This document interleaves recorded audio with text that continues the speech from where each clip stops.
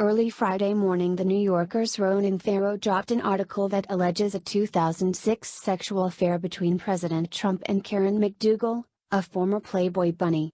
If the story is true, at the time, Trump had been married to Melania for a little less than 2 years, and the National Enquirer purchased the rights to her story in order to kill it.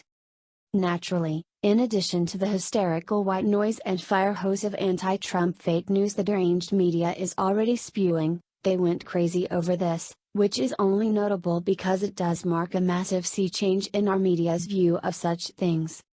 For 25 years, or for however long Bill Clinton has been a national figure, the media have trained, brainwashed Americans not to care about the following: a politician's personal life, a politician's sex life, a politician lying about sex, a politician's extramarital affairs, a politician lying about extramarital affairs, a politician committing perjury to cover up an extramarital affair.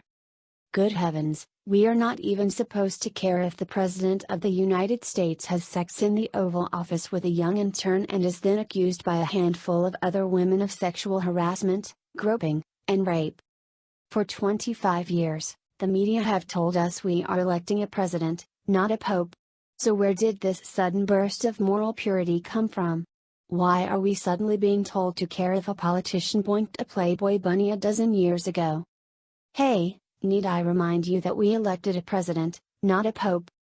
The media's new concern for individual morality is especially baffling when it was just 10 years ago that we were told not to care if a politician smoked weed and snorted cocaine with his chum gang, if he palled around with domestic terrorists, if he spent 20 years in a racist church, if some sleazy local political operator helped him purchase his home, or if he was palsy-walsy with a raging anti-Semite.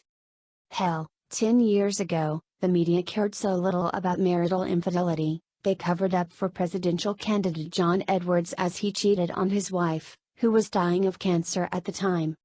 Time and again, whenever we thought these stories should be bigger news, the media reassured us that none of this matters, that it is all old news, litigated, and it was time to move on to what matters in the lives of the American people.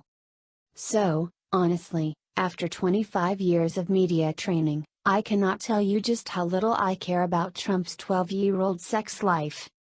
Furthermore, it is not like Trump has ever portrayed himself as some holier-than-thou figure, like, say, serial groper Al Franken.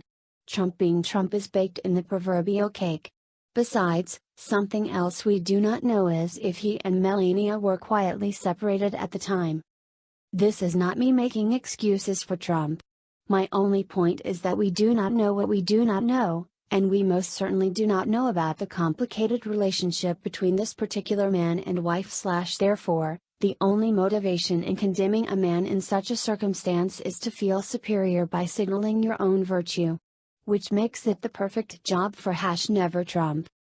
Anyway, the media might have lost the ability to sway public opinion today, but after 25 years of being told not to care about these things, I do not care about these things, and the partisan media suddenly pretending to care only makes me care a whole lot less. Thanks for watching, guys. Subscribe our channel for more news videos daily and for what's viral today. Also turn on post notifications and don't miss nothing. A thumbs up really makes me blessed.